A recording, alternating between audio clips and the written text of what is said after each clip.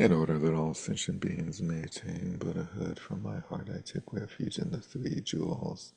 In order that all sentient beings may attain Buddhahood, from my heart I take refuge in the three jewels. In order that all sentient beings may attain Buddhahood, from my heart I take refuge in the three jewels. Whatever the virtues of the many fields of knowledge, all are steps in the path of omniscience. May these arise in the clear mirror of intellect. O Manjushri, please accomplish this.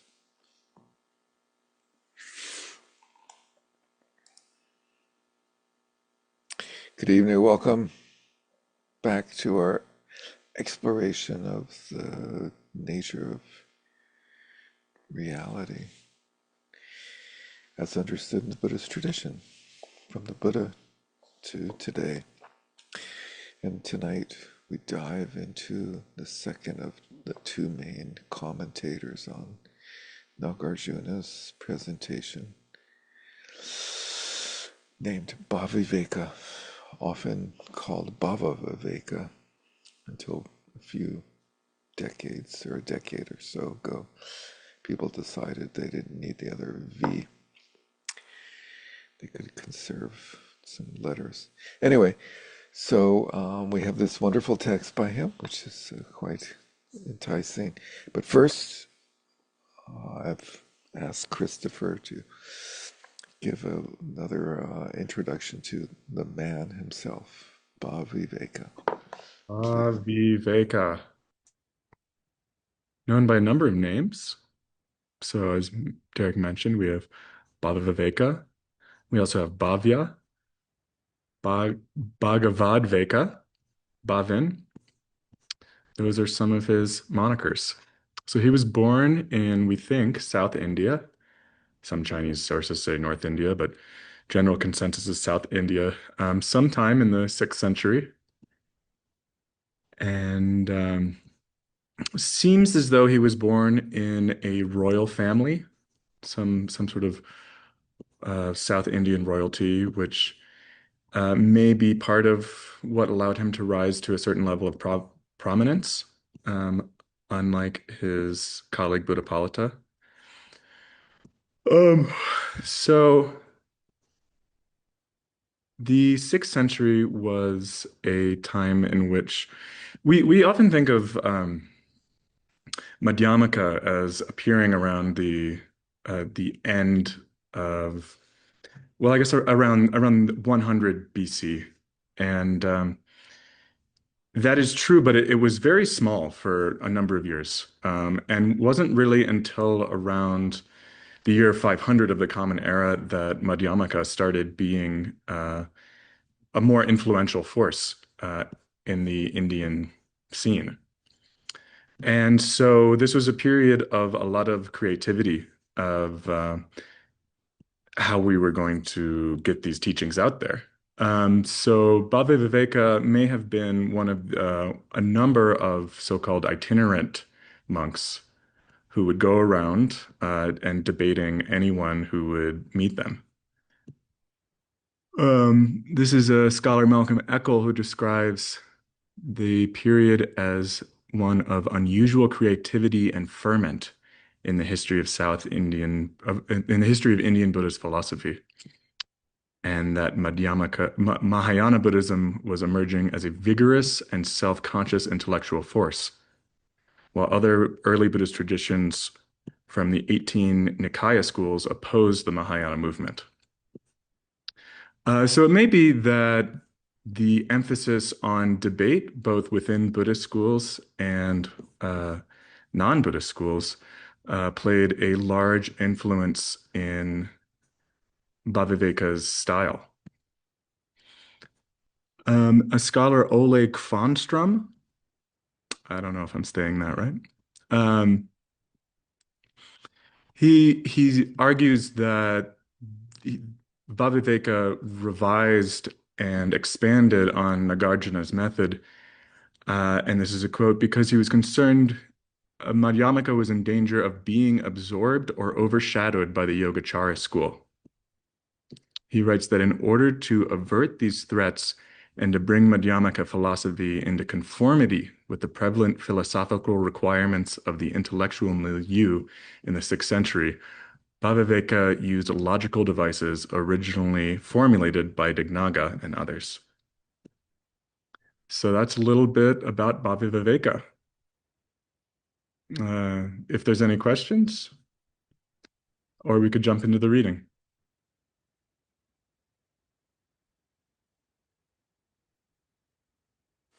I like that that idea that instead of looking at him as like the one who got it wrong out of him and Buddhapalita, that actually he was a very positive force in the preservation of the Dharma, of Buddha Dharma in India Mm-hmm. by defending the Buddhist tradition against other traditions. And there was a lot of competition for patronage back in those days. Um, Yeah, and that competition was very much related to these debates that would happen. yeah, So if you win, the kings would often attend the debates, and whoever wins the debate gets their funding. yeah, it's an interesting system. And it would have been fascinating, like a fascinating idea that like these were like the major events that went on. They didn't have football on Sundays that everybody watched. So this I was think a the other important thing is the realizing that the style of syllogism that we see here is those were sort of the ground rules of the debates. You had to have a position to defend. Famously, Nagarjuna says he has no thesis. So it's tough to engage in a debate whose requirements is defending a thesis when you have none.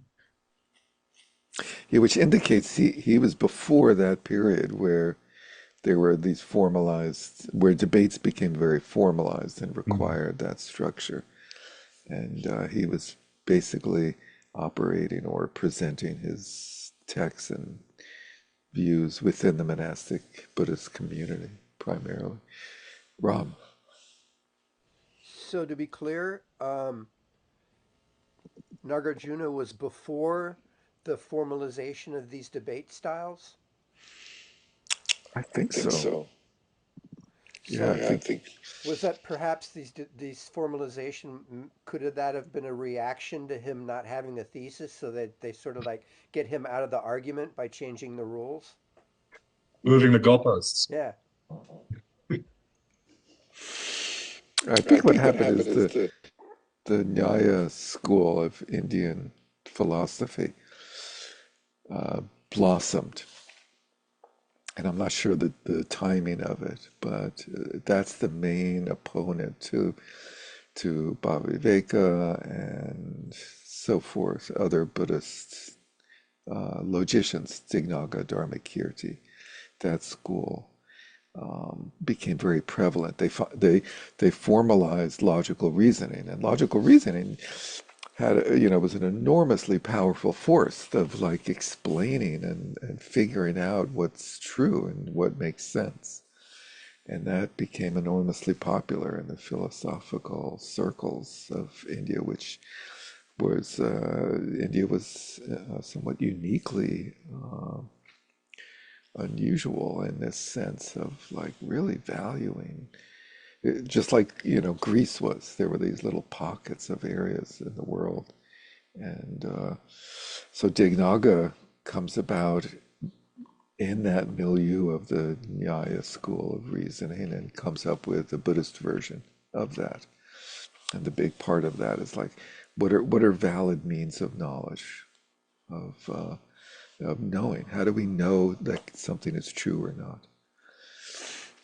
And the Nyaya includes scripture and valid report, like if God tells you, then it's true. You can rely on it. Or if a Brahmin tells you, and the Dignaga dispenses with those two as not being ultimately true, valid means of knowledge, and comes up with a very structured way of presenting the Buddhist Dharma within the logical reasoning system. So So you can see sort of Bhavya, that's like his one of his nicknames, right? For short, Bhavya, saying, well, Buddha, like probably Buddha was criticized by others. We don't really know that. That would be interesting. Is that he may have been criticized by others because he didn't conform to their structured debates, as well as Nagarjuna. And so, yeah, that idea that Bhavya took it upon himself to defend the faith, so to speak, is at least a prevalent supposition for the whole way that this unfolds. And I think we can also appreciate that there's a real commitment here to trying to be as specific as possible in a really formal sense. Um, that dispensing with any sort of like poetry and making the language as literal as possible.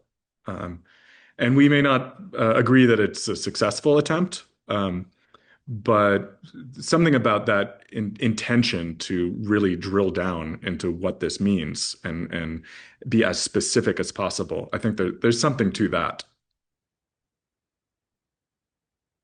Yeah, I think that's huge. And I'm sure, like all of us here, have at times tried to explain the Dharma to people in our circles, our families, our friends, and they're speaking a different language and totally coming from a totally different point of view, and if and it's often very hard to like answer questions or respond to objections that they have because they have such a different framework. And so, you can quickly gain an appreciation for this idea of let's like make things super clear, which is not to say that this text succeeds in that for us, but it's sort of interesting to read this like gobbledygook stuff and think that for some people this was clear, or it becomes clear. Imagine, translating this is a phenomenal feat because often the opponent and agent and all that stuff, you know, traditionally what's in brackets is not in the text. So the translator has put in all these little words in brackets that are very helpful: thesis, reason, example, you know, and those are not easy to identify. Anyway, so let's dive in and let's just touch on the very opening, which is nice to set the scene. It's on page 21. The translator's homage is pretty standard, and that would be the translator from Sanskrit to Tibetan, and then presumably this. So, Derek, I'm not Yeah. sure that we all have. I think what Oh, we have thanks so begins on page much. 28. Thanks so much. Second time. Okay, so I'll just read it, but because it's nice introduction. I pay homage to that Buddha who taught the reality of dharmas, which is quite free from conceptual constructions. It pacifies. It is a little bit odd, but I guess the Dharma pacifies all conceptual proliferation and destroys all the defective vision of false opinions. Though reality is not an object of speech, the Buddha taught reality by means of imputation. I'll say that again. Though reality is not an object of speech, the Buddha taught reality by means of imputation. That's a cool statement. So that beings might acquire all levels of existence and spiritual attainment. The Acharya, i.e., Nagarjuna, has taught both the correct verbal expression and the reality of inference, being one of the two main types of valid knowledge in the Buddhist tradition, the other being direct cognition, non-conceptual, as in like it's a fact, like you experience it through your senses. So He taught both verbal expression and the reality of inference and refutation just by means of his text, the Karika. He has stated the doctrine of the perfection of discernment, which is the translator's translation of Prajnaparamita, which puts an end to the net of bad views. That's a bad view. Nevertheless, some of our fellow Buddhists have not understood that text. Therefore, wishing to make them understand, I will explain that Madhyamaka Shastra according to Scripture.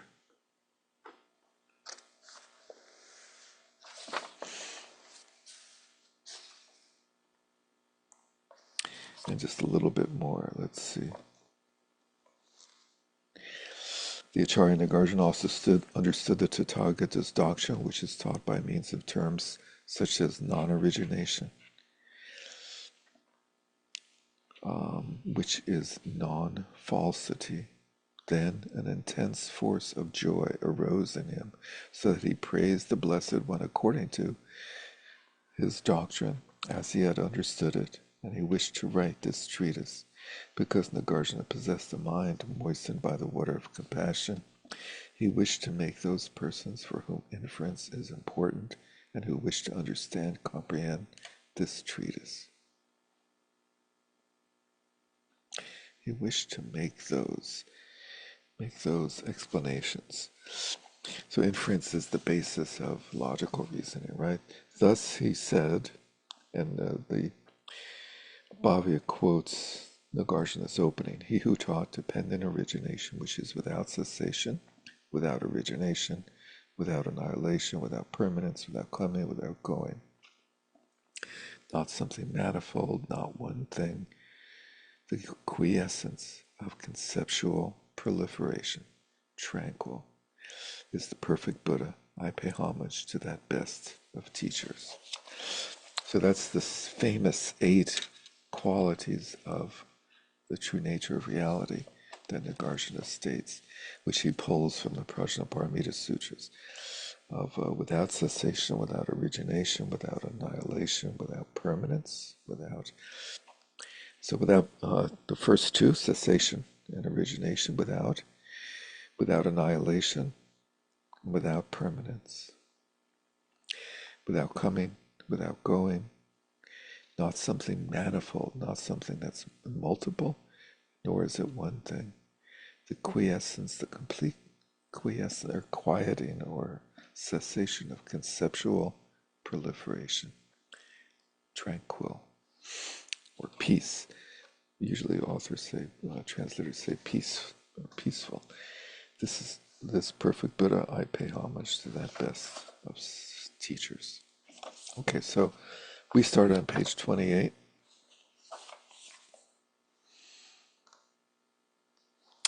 And so the Acharya Nagarjuna has praised the Blessed One as teaching that very dependent origination that possesses the special characteristics of non-origination, thinking that it would be easy to teach the characteristics of non-cessation and so on after having taught non-origination. Nagarjuna wished to teach non-origination first, thinking it would be easy to teach the characteristics of non-cessation, and so on, all of the other characteristics after having taught non-origination as the main one, or as the root. He taught that first. He perceived the conceptual constructions of origination imagined by others. So he understood the way other people understand origination.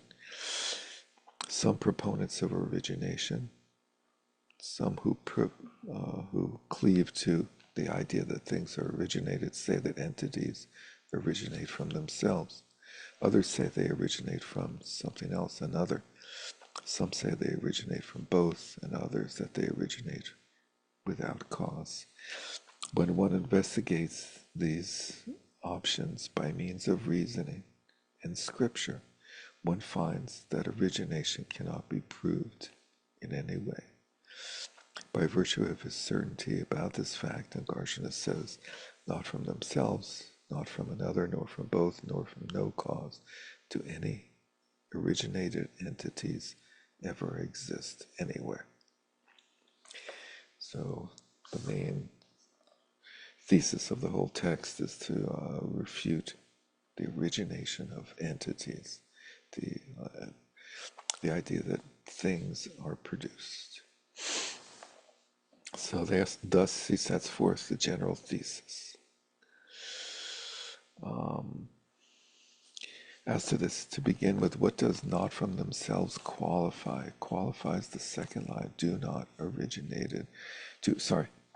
Not from themselves qualifies the second line, which is to any originated entities ever exist anywhere. The second line should be connected with each of the negations in the first line. From itself means from its own self. So he just explains the sort of grammatical structure of the first stanza. And then he slips into some logical, basic framework of the logical system. Since the intended meaning of a statement is not established by a mere assertion, just by saying that something is so doesn't prove it. Here the reason is understood to be existence, for from itself is designated in connection with an existing self. So,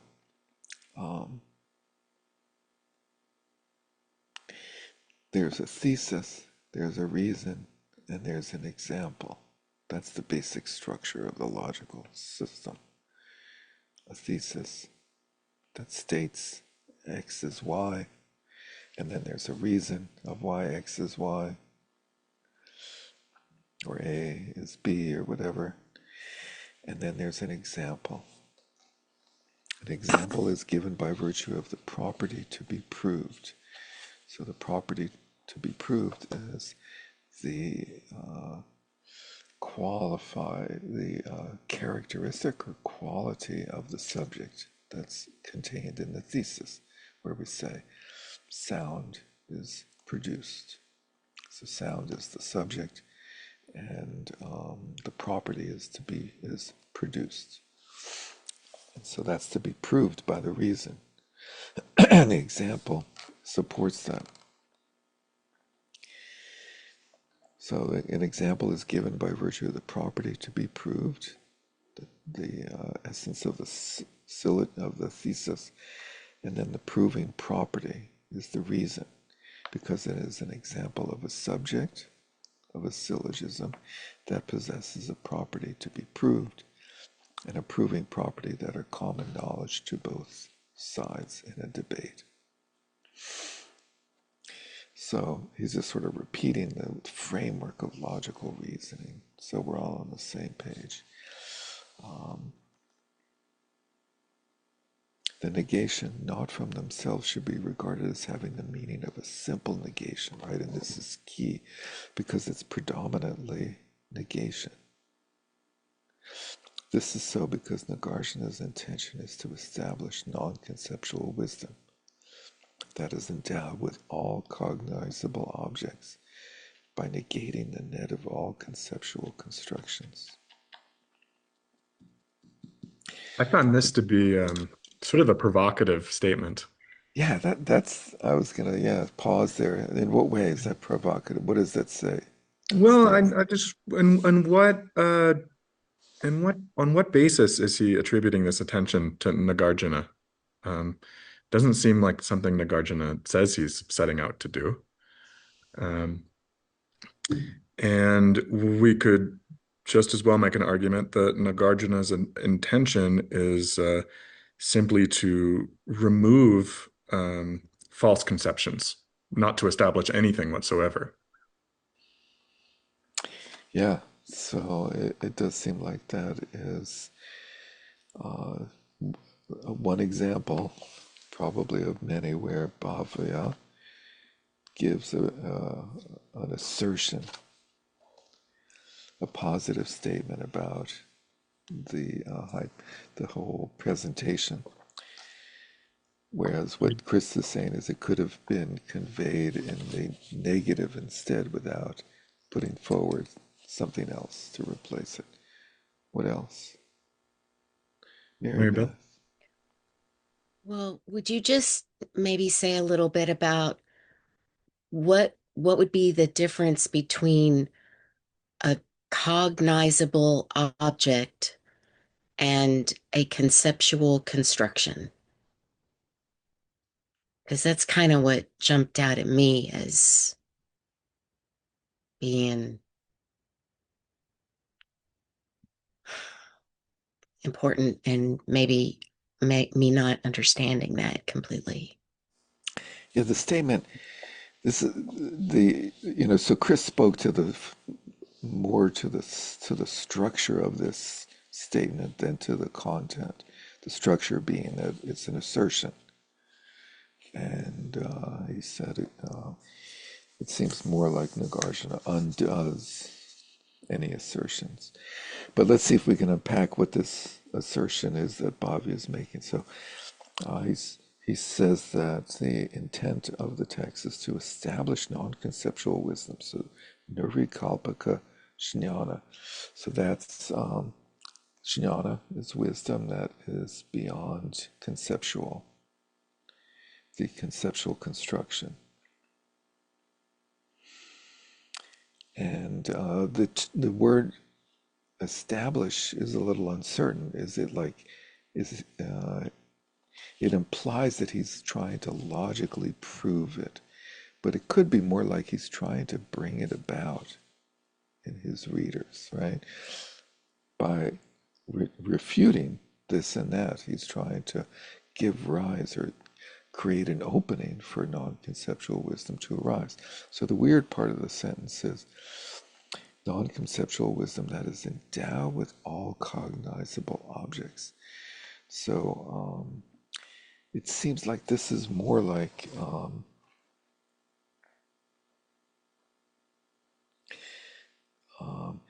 that he's saying that non-conceptual wisdom has the capability of cognizing all objects.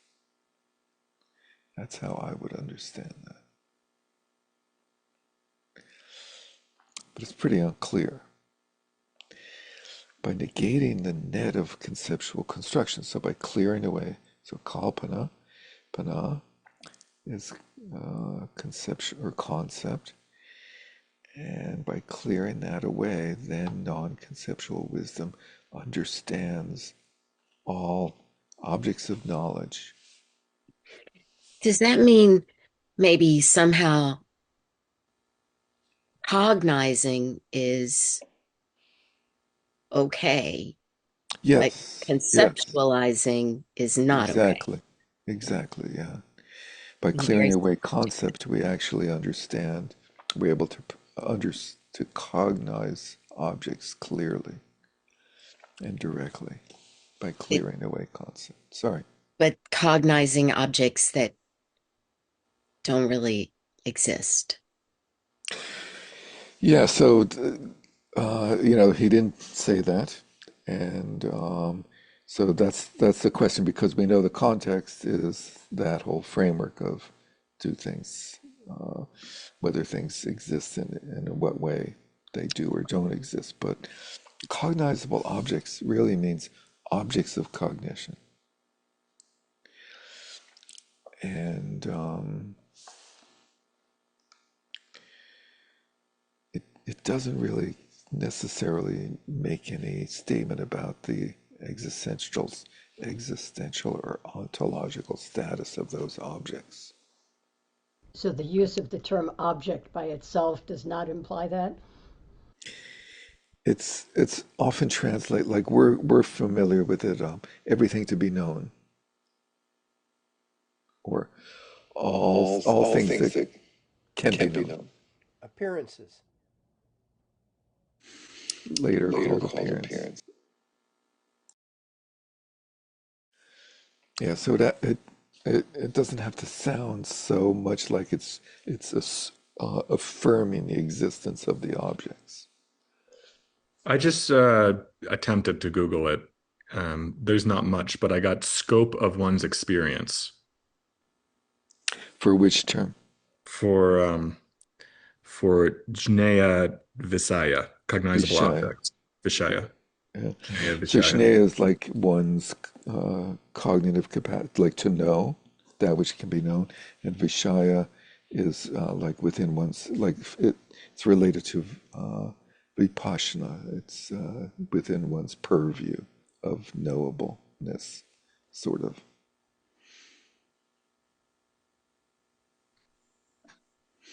I think the point he's making broadly is that non-conceptual wisdom, it ain't some big old nothing. That there's a quality there that is not conceptual.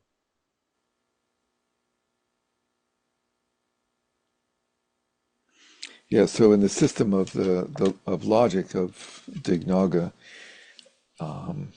which is not that different from the Nyaya in that they both accept direct non-conceptual cognition as a valid means of knowledge, of understanding, of experience.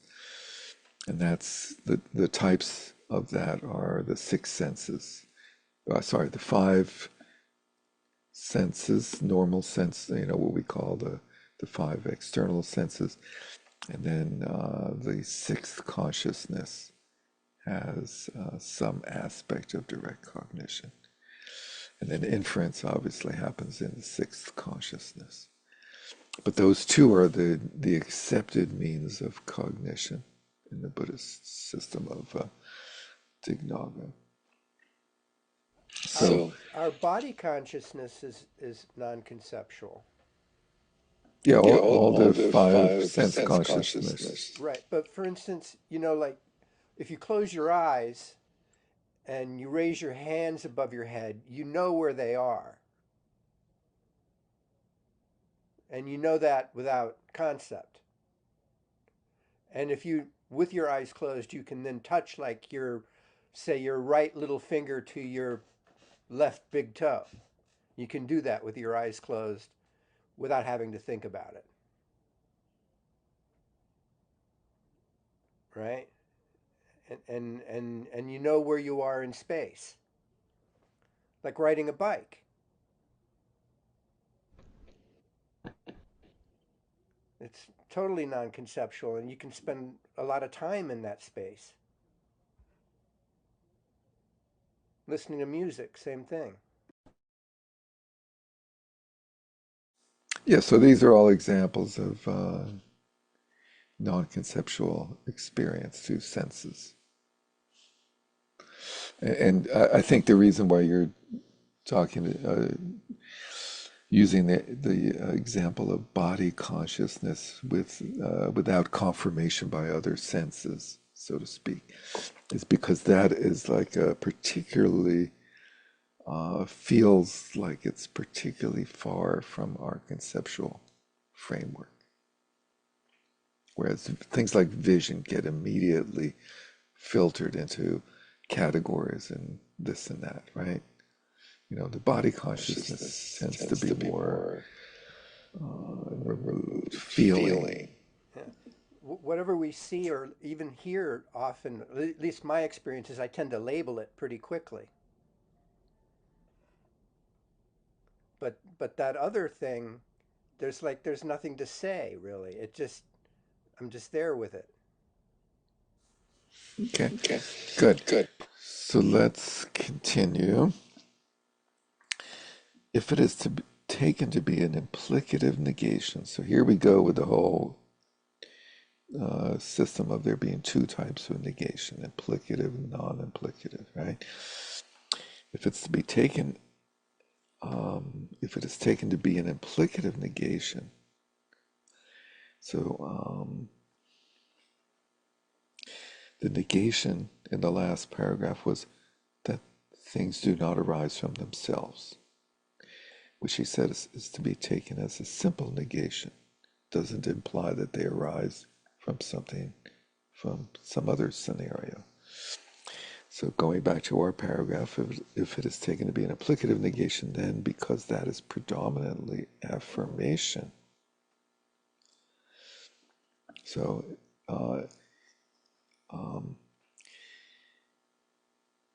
if it were, it's more like if it were mistaken to be an implicative negation, then because it's predominantly affirmation, it would be distinct from our doctrine, our way of doing things. This is so because that implicative negation would teach non-origination by affirming that dharmas are unoriginated.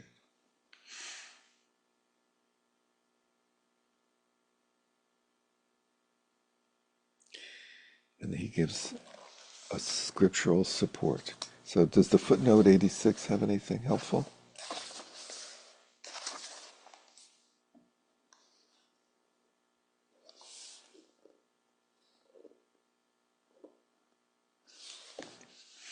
So it is said in scripture, presumably in the Prajnaparamita Sutras, if one practices the non-origination of matter, and practices is a little bit of an odd translation for this. I would say more like brings about with the word experience as like understood the non-origination of matter. One does not practice the perfection of discernment. So he's saying that an implicative negation would have said, well, dharmas are not produced from themselves, and therefore they are unoriginated.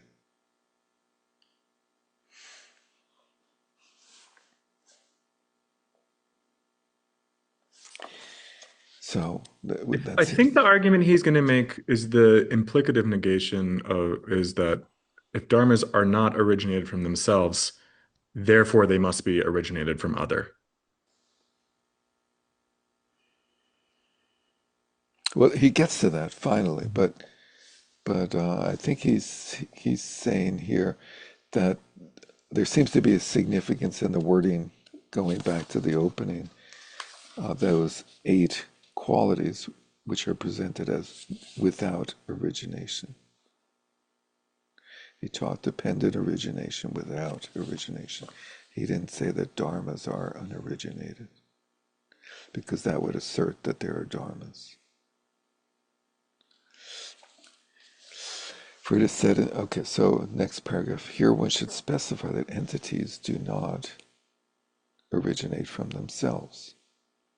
If one specifies otherwise, one would ascertain entities do not originate from themselves, rather they originate from another. So that's what Chris was just getting at, that he's trying to avoid. He's very specifically avoiding creating that implicative, the implication that entities are originated from some other possibility by negating from themselves. Likewise, one would ascertain entities do not originate just from themselves, rather they originate from themselves and another. So if you understand the negation of arising from self as implicative, then you think that there's some other option. Either it's from others or both or neither. And this is generally his critique against the Prasanga method, that when you simply negate your opponent's thesis by showing its absurdity, you leave the door open for the contra thesis, the opposite of it, to be true. Yeah, it's not complete in some sense. It's not thorough. You haven't closed all the escape hatches thoroughly. And many translators talk about prasanga, translate prasanga as reductio. The Western philosophical device reductio ad absurdum, which is very often used to do that very thing, to show the opposite of the opponent's thesis. Yeah. And Jan Westerhoff pains himself to say that this is not Prasanga is not reductio. That was a huge point. That was a very important point he made. I've rarely seen that point made. That was good. Mhm. So here's the structure of the syllogism. The thesis is that in ultimate reality, it is certain that the inner ayatanas do not originate from themselves. So what are the inner ayatanas?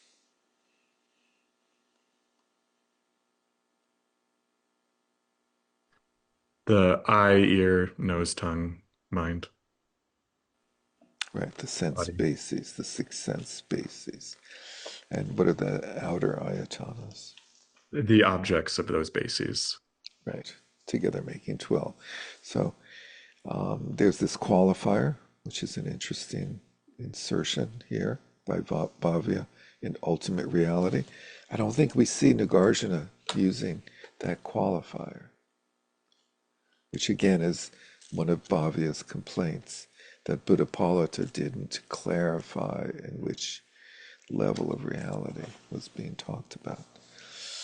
So here Bhavya is saying the structure of the syllogism about this point of the that dharmas do not arise from themselves and so forth. And he's using the inner ayatanas as an example. He says the proper structure should be, it is certain that in ultimate reality, it's certain that the inner ayatanas do not originate from themselves. So that's the subject is the inner ayatanas, and the premise or the predicate, the property to be proved is not originated from themselves. And the reason is because they exist. What a sense of humor, huh? It's like, who is this going to convince? You know, like you kind of have to already buy the argument to accept it, you know? You don't like that argument? Well, your ayatanas already exist, so how can you say that they originate from themselves? If if they're there, then why would they originate further? Cynthia. This is probably a really stupid question, but at the point in time that they're talking, those ayatanas already exist. But at some point in time during someone's life cycle, they had to be, or they arose through the formation of whatever embryos and birth and all that process. So are they what? I'm not sure. What are they only Yeah. talking about right now during this argument, or do they not? Where does the whole Yeah, that's a great question. Anyone want to respond to that? What is the framework that's not explained here that provides the context for this thesis that Cynthia's getting at? I'm still confused about the before he says in the ultimate sense that this is so, when it sounds like he's actually talking about just relative reality. I mean, he's saying in ultimate reality the ayatanas already exist. Isn't that what you just said? That That is, that confuses me it's very confusing. because no eye, no ear, no nose, no tongue, no body, no mind, no appearance. I mean, what does that mean then if these things are here? I think the answer is thanks. Rob and I can't seem to speak at the same at the same time without a echo. I think the answer, like if we read maybe to the end, will it would help, and then we'll come back to the reason they exist already. Example like consciousness is one of the six. The objection: it's not been shown that the reason existence. Let's see. Um,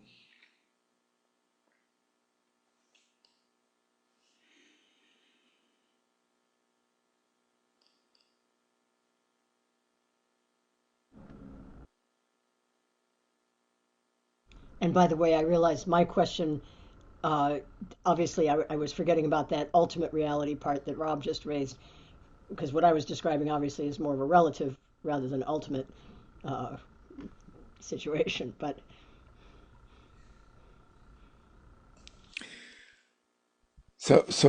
Yeah, I think what's not explained here is that he's responding to somebody who says this object is real, and so where did it come from? I think, and so he's saying, okay, if you think that there's real ayatonas that exist in ultimate reality, they can't originate from themselves because they already exist. If if you accept that in ultimate reality there are things like ayatanas and other dharmas, he's like responding to somebody who's trying to assert that phenomena exist in ultimate reality, and the response to that is, well, if you think that things are ultimately real, then those ultimately real things, how did they come about? And so I think it's agreed, or it's stated, or understood that the opponent asserts that things ultimately exist. And so Bhavya is responding and saying, okay, in ultimate reality, certain that the ayatanas do not originate from themselves because you say they exist. Any other thoughts on that? I think he's making this move in part to bracket it off from conventional thinking. He doesn't want to lose the ability to speak relatively and to, come across as being absurd. What do you mean things aren't caused? Of course they are, I made a cup of coffee this morning. What do you mean? What do you mean I didn't cause that coffee to be made? He wants to be able to preserve the ability to speak relatively, so he's putting this caveat at the beginning, in ultimate reality. I'm not talking about conventionality. We want to be really philosophically accurate here. Um, and sort of dropping that object, the inner ayatanas, into a philosophical framework of very intense scrutiny. but then by saying they don't originate from themselves because they already exist, if we're talking in ultimate reality, I think we talked about this some other weeks. Why aren't they going straight to the heart of just not existing rather than talking about the Hmm. cause? Well, I think the starting point is that people think that things exist in truth, really. And so you It's said, it's sort of like it's sort of like if you're having an argument with someone who's so far gone, but you need to accept some of their premises for the sake of argument. So you could say, let's say for the sake of argument that the inner ayatanas exist. How could that be? How yeah, could they be self-caused? if they truly are existent, where did they come from? So, And this is really, I think, where Chandrakirti is going to come after him, uh, by him taking on his opponent's theses, for the sake of argumentation. He overcommits himself.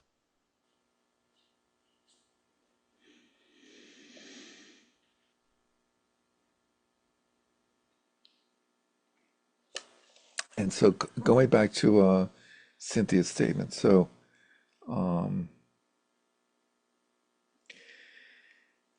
there's some point one would accept that at some point there are no ayatanas, and then there are ayatanas, and so as Chris said earlier, that's where he talks about refuting production from other, which obviously comes next, and so he's responding to people who have asserted that the there's a potentiality for phenomena in um, in their predecessor, so to speak. Like, like some matrix of reality gives rise to X, Y, or Z because X, Y, or Z exists in those, in that substrate or whatever, as a potential. And that's how things arise. They arise because they have some like DNA, it's like it's like an incorrect understanding of DNA, of like saying, well, a baby arises because that baby exists in the DNA of the sperm and the egg or whatever. It already exists there. Or it's like the way we probably think of an acorn. That a tree exists in the acorn. That somehow there's a little blueprint there or something. Yeah, there's a little blueprint that just gets bigger, right? So that's, he's working on production for himself.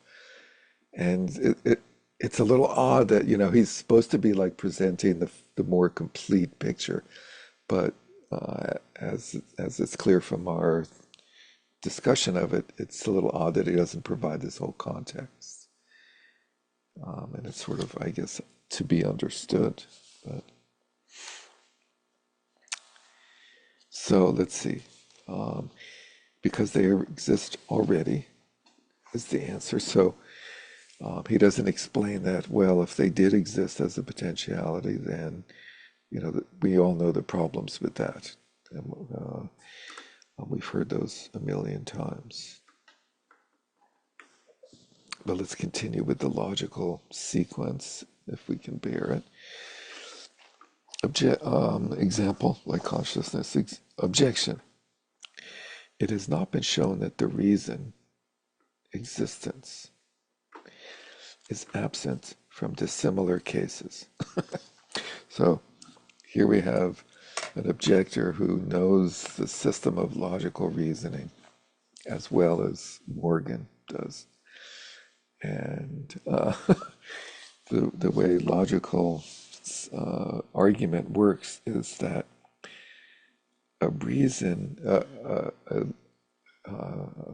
thesis, a syllogism, a logical syllogism, which includes the subject, the reason, and the reason is only supportable if the opposite of the reason exists in all cases of the opposite of the subject, if that makes any sense.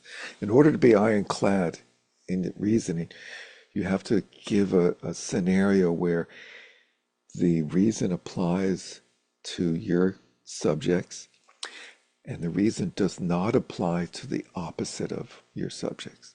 This is like And it's reverse pervasion or something like that. and it's yeah, it's called the reverse, the perverse revasion.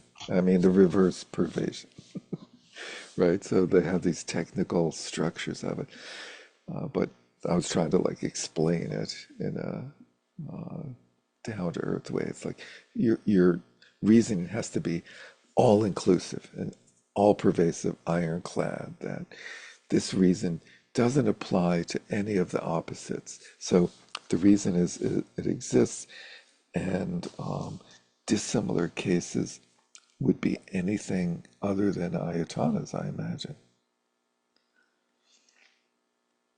Therefore, your syllogism lacks a valid reason. So that's the objector. Answer presumably is Bhavya, who says, because dissimilar cases simply do not exist.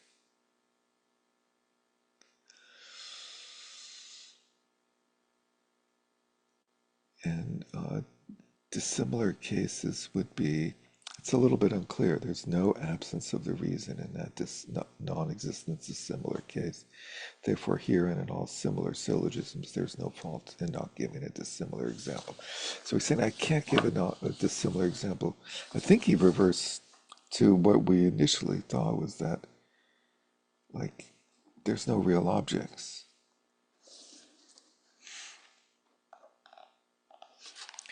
Let's see if the footnote helps at all.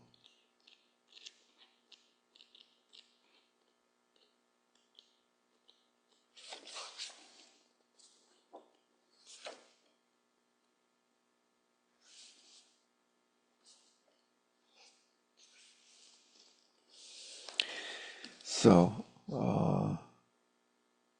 we didn't include this in the source book. Sorry about that, but here's the footnote. No, it Looks like, is. I think it's here. oh, it is. It's All not in the right. excerpt that Chris sent, but it's in the source book itself, I think. Good. Because What I'm looking page at, do you have? I think, Yeah. 93.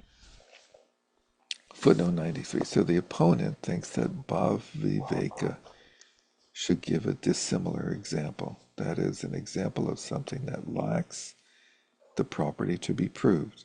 The property to be proved in our case is arisen from itself, right? And the proving property that lacks the property to be proved and the proving property. In order to show that the reason is not present in cases where the property to be proved does not exist. Here, a dissimilar case would be something that originates from itself, opposite of the property to be proved. So it's the property, not the reason. I stated that it's has to apply to all the opposites of the property in all cases. Okay, so the property is arisen from itself and the opposite is not originated. Something that the similar case would be something that does originate from itself and that does not exist already. Opposite of the proving property. For the Madhyamaka, there are no such cases since nothing at all originates in ultimate reality. Which is sort of like going to using the Joker card, in poker or something, or like that's like your be all and end all reasoning, which is a little funny, but I think it's more like a dissimilar case would be something that does originate from itself but doesn't exist already, which is the non sequitur, right? How can it arise from itself if it doesn't exist already?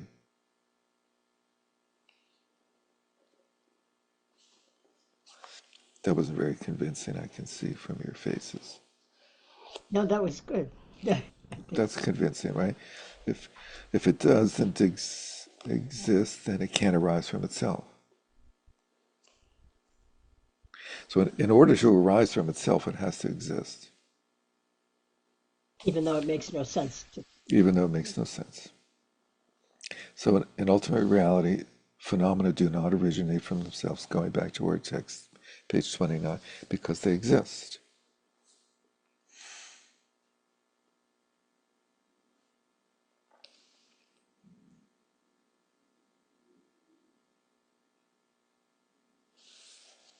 If they don't exist, they can't arise from themselves. If they don't exist, they can't arise from themselves. And if they do exist, then there's no point in arising from themselves because they already exist. That's simpler, isn't it? It does feel a little bit like a square peg in a round hole, like trying to positively form Madhyamaka. It's very clunky and awkward. It is. It's incredibly clunky and awkward. I wonder if, like, for anybody, this was helpful. Are there stories? I mean, with the Buddha when he walked around and said a few words and people were getting enlightened here and there and left and right. With did that happen at all with Nagarjuna or these guys or not? Not I in think in a Guardian it probably, but I don't know of any stories to that effect. But certainly I haven't heard any stories like that with Bhava Veka. It is interesting that he, is held in high repute still. For example, the Panchen Lama, who's, sort of second only to the Dalai Lama in the Gelug school, i one of his prior reincarnations is said to be Bhaviveka. So there's clearly they Yeah, they incorporate all of the guys. Like many of them are Shariputra incarnations and Maud Galliana and so Sure, forth. but it shows that he's at least worthy of the same level of consideration as those guys. Emily. I'm also just remembering that in Control, Jamgon Control Lodrotai's list of the different approaches you can take, he has Baba Viveka listed as along with some other heavy hitters. I can find the quote, but I remember taking note of that he says this is a legitimate approach. Yeah, he's totally highly regarded. Just not the pinnacle. But Rob.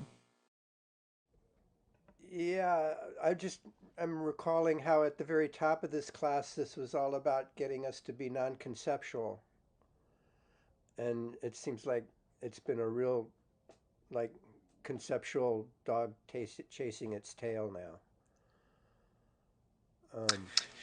So it seems a little counterproductive. I don't know. The negative part when you negate when you have a non-implicative negation, you leave space. That's all that's left. Is space, which sort of sends the mind. There's nothing to chew on. But this is asking you to chew. Seems to me. So, Well, I mean, you know, the the Prasingika approach seems to me is more like a koan. can I respond? Sorry. May I respond? Thanks. So I think what the response to that is that if like you've read, we've together as a group we've read Nagarjuna's first Karika and opening paragraph, and did that produce non-conceptuality for you? Were you enlightened by it? Neither was I. So I think the uh, scheme, and I'll try to avoid using the words logic or reasoning because that's confusing. I think the idea behind it is that um, it to actually produce non-conceptual wisdom requires you to understand fully the depths of conceptual construction, and that the depths of conceptual construction goes way deeper than just like a momentary gap produced by, like when we understand the non-implicative negation, like when we have that momentary gap of like, okay, so it's not that way, nor is it any other way. And we, like we've done the exercise of looking for the self, how the self relates to the skandhas over and over again. But clearly there's some deeper misconception that's holding us in samsara. And so the idea with the logical reasoning is to unpack that deeper confusion, that deeper ignorance, by going more deeply into what it is that we're ignorant about or confused by. And so there are different techniques for doing that. Um,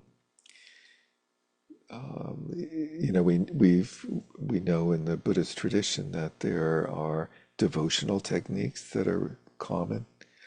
There's activity techniques such as later on there's prostrations, but earlier at this stage there's like circumambulating stupas, and pilgrimage were often techniques of just like exhausting one's whole structure, ideally.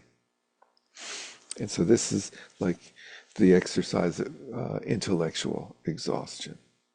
And that to get into it, it requires a huge effort of like understanding the intricacies of the logical system, and then the language, and then the whole setup. Like, who are we talking about? who are we responding to? So it like requires this intensely rigorous process of understanding that the Tibetan, like the Galupa system in particular, has inherited, even though they claim to be Prasangika, they're the ones that perpetuate the logical reasoning above Viveka more than any other school, strangely enough. Stranger than fact, stranger than fiction. And they have this, we've all seen the monks debating, but that's what they're doing. They're like trying to really, it's like you exaggerate what is my conceptual construction of existence, and you make it real clunky, real like segmented in an intellectual way, and then you try to realize that, okay, I actually do hold these ideas that things are born from themselves. Like when I see a tree and an acorn, I'm like, yeah, the tree came out of the acorn. We actually do feel that way. And so, like, and then if somebody says to me, no, the tree didn't come out of the acorn, without saying anything else, I'll have a little gap, but I'll be like looking around for something else that came out. I don't know what's other people's takes on the Rob's very important question, Cynthia. Well, I would just add to what you said about all the various techniques. The key point, I think, is to remember that it's because there are many different kinds of minds. And so the same technique does not work on every mind. So, like for some people, having some kind of non-conceptual experience, some kind of like the the Kashyapa, the flower thing worked, for one guy, but not for everybody else in that room or on that mountain or whatever. So I think it's that, we have to kind of remember that what works is not the same for everybody. Yeah, so the general system in the Buddhist tradition up until this point had been absorption meditation. And, we see that in texts up until this era, even in the Mahayana tradition, the use of the absorptions as the basis for then going into insight. And so there's that incredibly laborious process of developing jhana states. And then analysis based on that. And so this is an alternate system that develops based on going right into the heart of the conceptual construction. What is conceptual construction? That whole term, prapancha, that idea that there's a net of conceptual construct that isn't busted open by jhana meditation. It's a very important concept of like this really hard egg. How are we going to crack open this egg? And it's like, so the tantric tradition is like, let's just crack it open, hit it with a hammer, and try to just, and that only works if it's ready, if you're ready. And then the other version is let's like understand what is keeping that egg intact.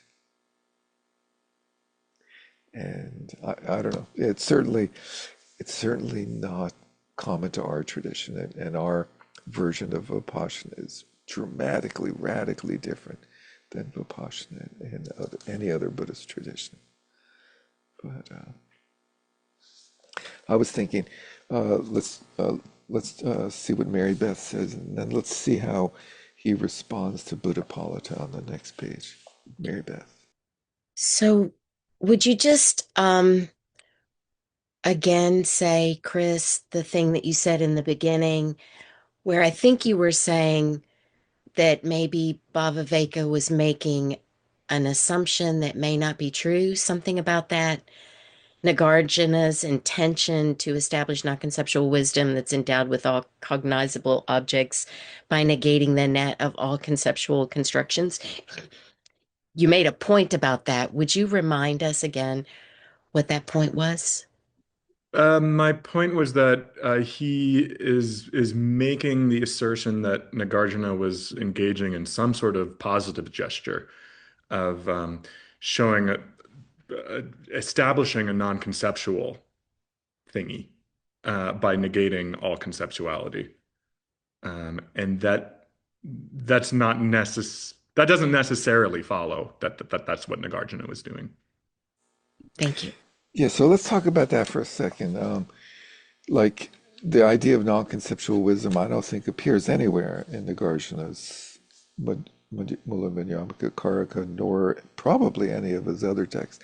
I'm not sure if it's in his praise to Dharmadhatu, or does he have a praise to non-conceptual? I wonder if he has a praise. But last year, I think in the fall, we did a course on a text by Maitreya called The Differentiation of Dharma and Dharmas. What was it? Dharmata, sorry. The Nature of Dharma and Dharmas. The Nature of Dharmas and Dharma by Maitreya. And the whole theme of that text was non-conceptual wisdom. And when I read this statement here about the non-conceptual wisdom, I had never thought of Nagarjuna as that way, as like presenting non-conceptual wisdom. But it's like he's doing it in a non-applicative negation. He's like Hmm. clearing away ignorance, and he doesn't state this is what I'm doing, and he doesn't state that there's non-conceptual wisdom that's going to arise naturally or appear or sort of manifest.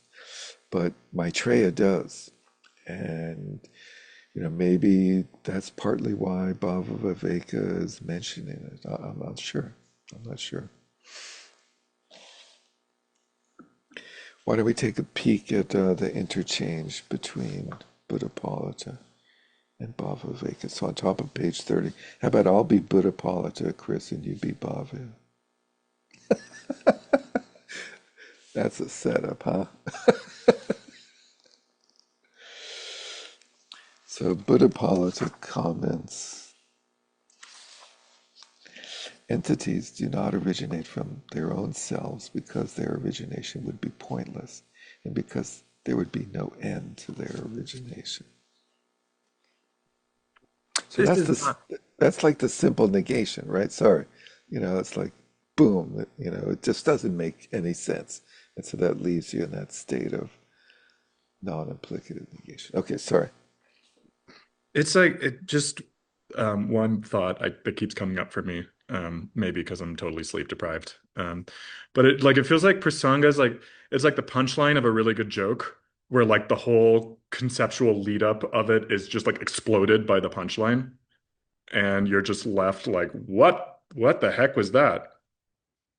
Anyway, okay. Now I'm Bhaviveka. Bhaviveka. This is not logically possible because no reason and example are given, and because faults stated by the opponent are not answered. Also, because it is a prasanga argument, a property to be proved and a property which proves that, the opposite in meaning to that intended, become manifest by reversing the original meaning. And then he's going to explain what that just meant. Specifically, the opponent could say that entities originate from another, because origination has a result and because origination has an end. Thus, Buddhapolita's own doctrine would be contradicted. So Okay. what I find so interesting is this the opening. This is not logically possible because no example are given and because the faults stated by the opponent are not answered. Well, Yeah, those aren't really logical issues. Those are sort of issues in style, formal problems, the way the argument is presented, not the argument itself. yeah, the And word in possible is brackets, is the key word, right? that this is Logically is in not brackets, which possible. means the translator added it, right? Yeah, yeah. It's more like this is not logically defensible or Mhm. logically sort of coherent. Or like permissible in the game of logic that we're Right, rules yeah, of the game we're all playing. yeah. So I think he's attacking or talking about this part of Buddhapalada's statement where he says, because their origination would be pointless. Um, and that implies that there is origination.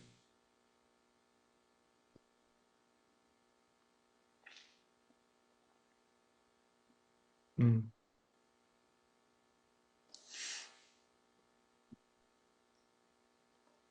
I don't know. But anyway, so that's their difference there. But I think the latter. So I wrote down three different in my little margin here. I wrote down he's making three claims. First is that Buddhapalada's argument is not in the form of a syllogism. The second is that it isn't directly addressing objections from other traditions. And that the third is that it leaves open for what we've called a reductio reversal, the implying the opposite of what he's saying. That's great. Thank you for And that. I thought that that set of three was just like a really good summary of his general problem with Buddhapalata.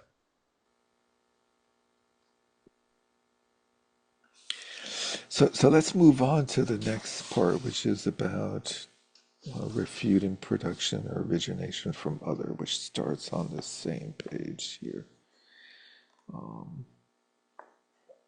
I think it's in this section that below that says, thus, to begin with, entities, excuse me, do not originate from themselves. What does the phrase not from another, in parentheses, modify? The context is do any originated entities ever exist anywhere? From another means from something different. The full meaning of the negation is as before.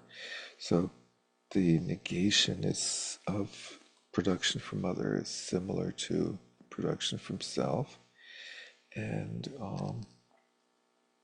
here also the property of the subject that proves the thesis is manifest because the otherness of the other is the proving property. So interestingly, he focuses on the the issue of otherness as being indefensible. Um,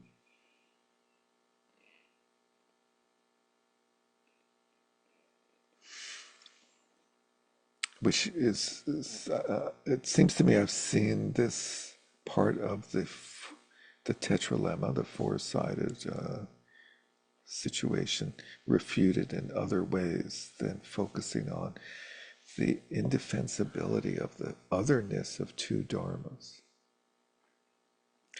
You can't say that they're other. Well, it actually resolves down to the most common one, which is that they they don't exist at the same time, so they can't interact, right?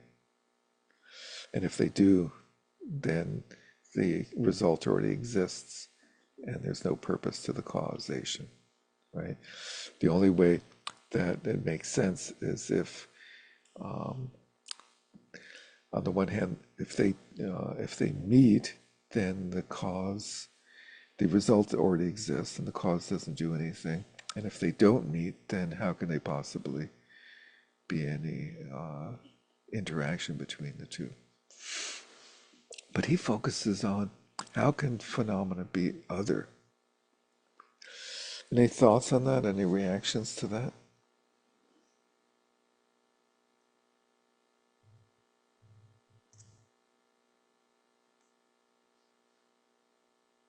So on the next page, um, well, actually in the bottom, sorry, he says the syllogism is, in ultimate reality, the inner ayatonas do not originate from their causal conditions, which is the explanation, the long explanation of other, which are different from them, right? And we went through the four causal conditions last time and the time before. Reason, because they are different from those causal conditions. That's the reason that they do not originate from them, because they're different. Just as a jar is different from the causal conditions of the inner ayatanas, and so does not originate from them, which is a little bit of an odd example, because the disconnect between jars and ayatanas is a little more distant. Alternatively, one can state the following syllogism. In ultimate reality, it's certain that the alleged, I like that, causal conditions that bring about the inner ayatanas, the eye and so on, and which are different from them, are not causal conditions of the inner ayatanas. Reason, because they are different.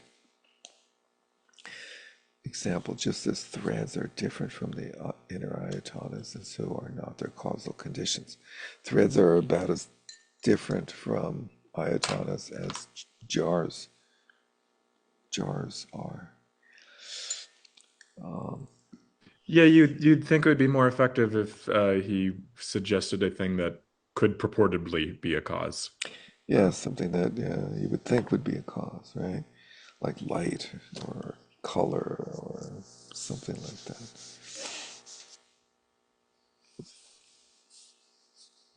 Energy. So on the bottom of the page, he expounds on what he's getting at. He says that the objection from the Vaisheshikas is not good. The cause of the cognition of difference, otherness, is just the establishment of the general property of difference.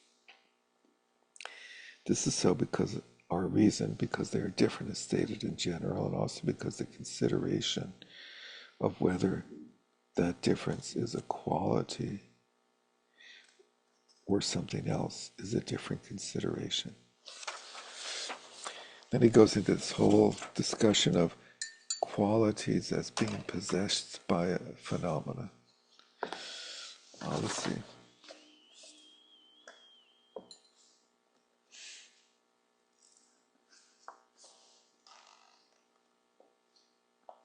Then he continues, moreover, so 32, the Vaisheshikas, so they're the atomists from among the different Indian philosophical schools. Their atomic theory does not hold in ultimate reality, because in ultimate reality, atoms of earth do not produce the substance called earth. Now, this is a better one, because you would think that atoms of earth produced earth, right? The reason, because they're atoms. It's a little bit of a comedy routine. At some point you got to see the humor in it, right? Like atoms of fire. One should say that atoms of fire also do not produce the substance fire. The Abhidharmikas say, if your reason difference is stated about things that are empty of the power to produce the result, in the meaning of your reason is not established. That's a very convoluted statement.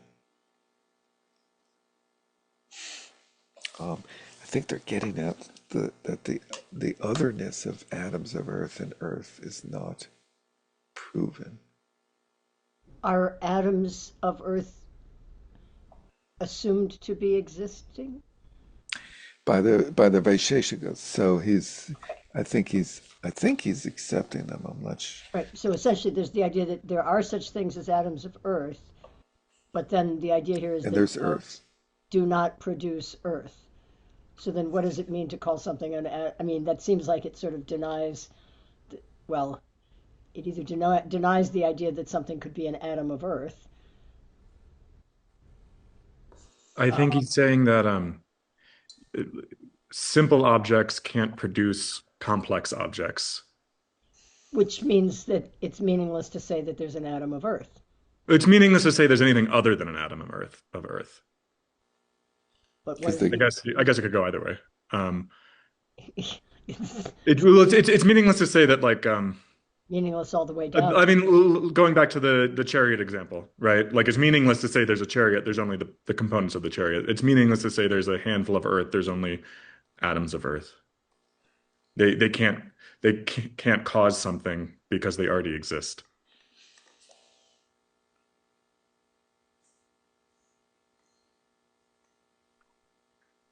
But what I find very interesting about this is because it feels like the reason is there's a whole lot implied in the reason because they are atoms, which right now we're trying to unpack. That you would think he would be unpacking himself for us. It's really requiring a lot of work on behalf of the reader to make sense of these arguments. And I wonder if part of it is because he's is maybe restrictions of on the syllogism itself. And maybe part of it is that he's really trying to avoid um, writing the prasanga part. You know, writing that this would lead to this absurd conclusion.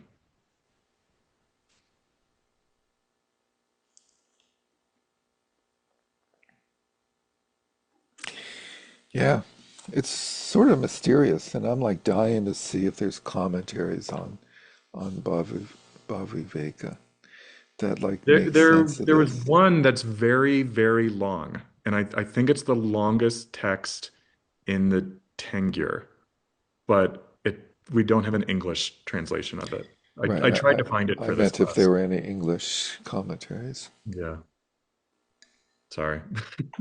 There's a life project for someone to do. Yeah, really. Can we Just this get like one 84,000 on first it? chapter. If somebody could just do this one, focus on this first karika of Nagarjuna's and how it's responded to by these two guys would be really cool. A comparison of it, which is what we're trying to do. So somebody here want to do that, Emily?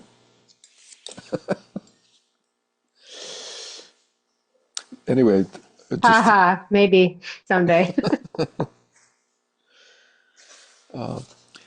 the he then gives a very bizarre situation. Okay, so towards the bottom of 32, Buddhapolity gives the very simple reasoning that we're all very familiar with. It's interesting to find that like we know Buddhapolita's line of reasoning. It's like that's what's come down to us, right? His is entities also do not originate from other because it would follow that everything would originate from every other thing, from everything, right? It would be totally haphazard. If things arose from something other, then there's no rhyme or reason, and things would just spontaneously arise all over the place from other things. And that's the reasoning that we've all heard that comes down to us when we study Madhyamaka at this time. So it's clearly like his simplicity and clarity has stood the test of time. Bhava's critique, therefore, because there was a prasanga argument in your commentary, then having reversed, blah blah blah, it goes into the technical, logical, syllogistic thing. One could say that entities originate from themselves or from both or from no cause because some particular thing originates from some particular thing.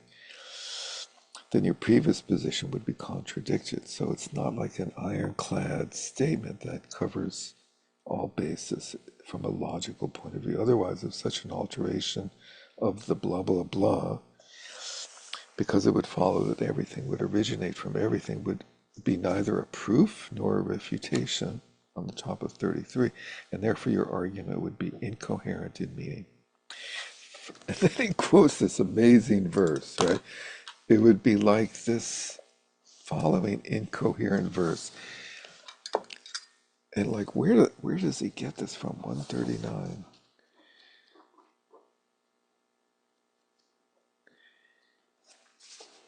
Anyone figure out where he got this from?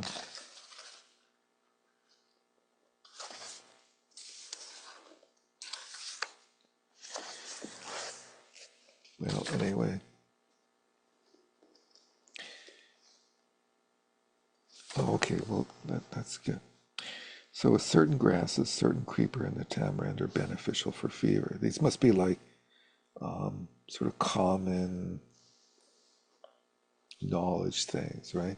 There's nothing charming about harlots. Harlots, what a weird word, right? What does that mean? Bamboo shoots are heavy in the stomach, and blah, blah, blah. The rays of the moon are cool in the hot season. Total non sequiturs. And then the footnote, so 139, says, according to Avalokita Vrata, who is the author of the longest text in the collected works of India, as Chris was just talking about, his commentary on this text. The idea is that Buddhapada's argument is incoherent if left as it stands because, one, the origination of everything from everything does not prove that entities do not originate from another.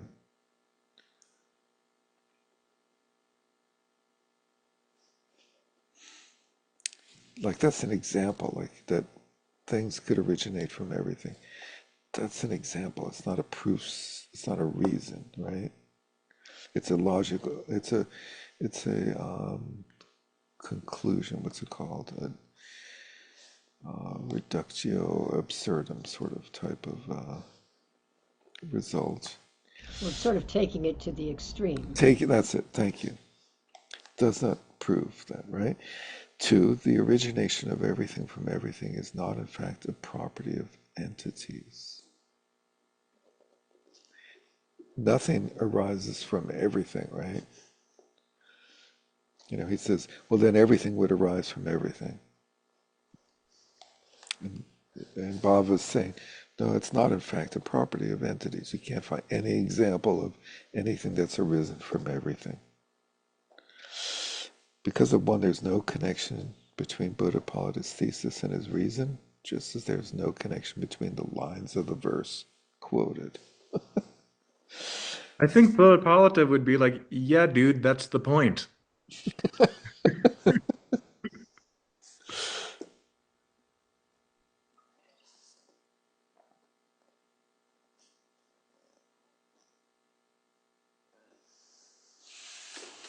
Okay. So the Samkhya say a result, such as a sprout, originates from its causal factors that are distinct from it and from a causal factor that is not distinct from it. In the case of a sprout, these two kinds of causal factors have the characteristics of soil, etc., and a seed, respectively. Right. So that's what we all believe causation works with, right? That there's a primary cause, the acorn turns into the tree with the assistant conditions of moisture and soil and sunlight, right?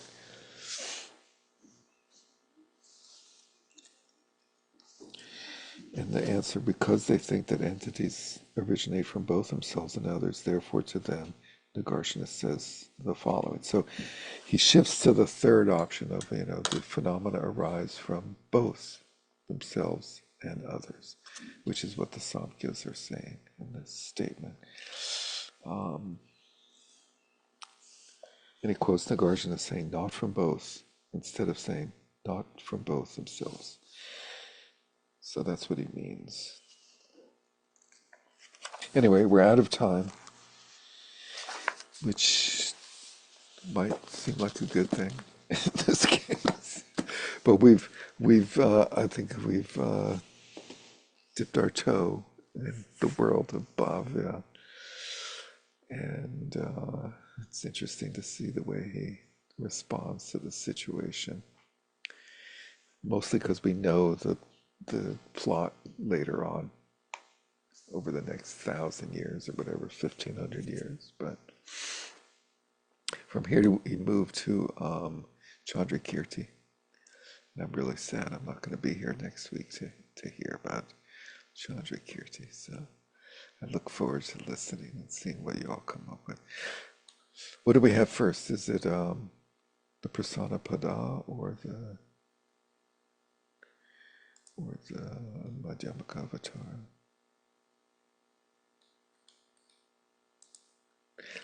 remember. Probably the persona, but well, should we dedicate our merit? Did our merit arise from itself or from the activity of contemplating the Dharma? By this merit may all attain omniscience, may defeat the enemy wrongdoing, from the stormy waves of birth, old age, sickness, and death, from the ocean of samsara, may I free all beings by the confidence of the golden sun of the great east. May the lotus garden of the Rigden's wisdom bloom. May the dark ignorance of sentient beings be dispelled. May all beings enjoy profound, brilliant glory.